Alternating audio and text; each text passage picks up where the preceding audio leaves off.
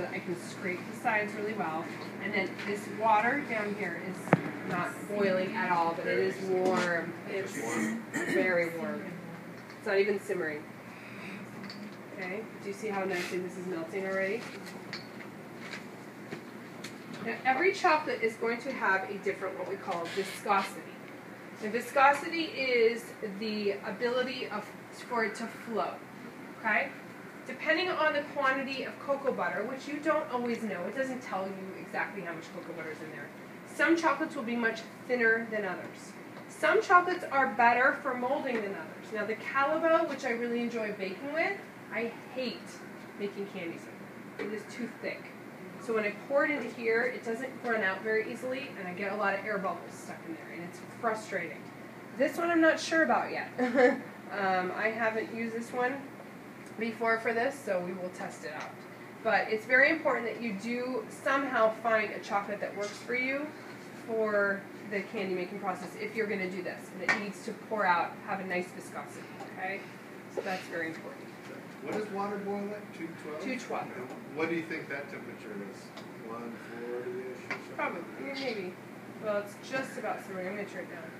Simmering is 180, so just keep it. It's probably 160. Yeah, I would just on low.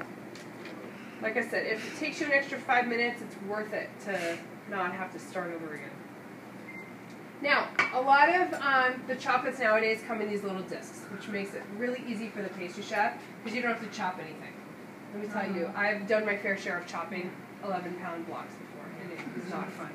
So before they came out with this. So when they came out with this, this is in my day and age, that they've developed the discs for the pastry chef. It's really nice and simple. But there is a process. There are 3 processes of tempering. One is what we're doing now, okay? And it's called, there's seeding, there's block method, and there's tabling. So they all start with this, where you have to heat it up somehow, okay? Then it's the process of cooling is where you need to make your choice of how you're going to cool it down. So by seeding, we're going to have finely chopped pieces of chocolate that we're going to place, we're going to take this out, we're going to add some chopped chocolate into it to cool it down the temperature to the second zone, okay? So if you are using these discs again, and you put too many in, and it gets down to that temperature and you still have discs floating around in there, that's kind of a pain, especially if you have to pipe something, then you get these little chunks in there, right, that haven't melted out. Let me tell you, it's not fun to strain it or pick them out. So there's another method called the block method. And the block method is where you take a chunk of chocolate and you place it in and you mix it around so it's melting that outside chocolate and it's cooling that down. Then it's really easy when you get to the temperature you need. You pull that one piece out and put it on parchment and then you're done, right?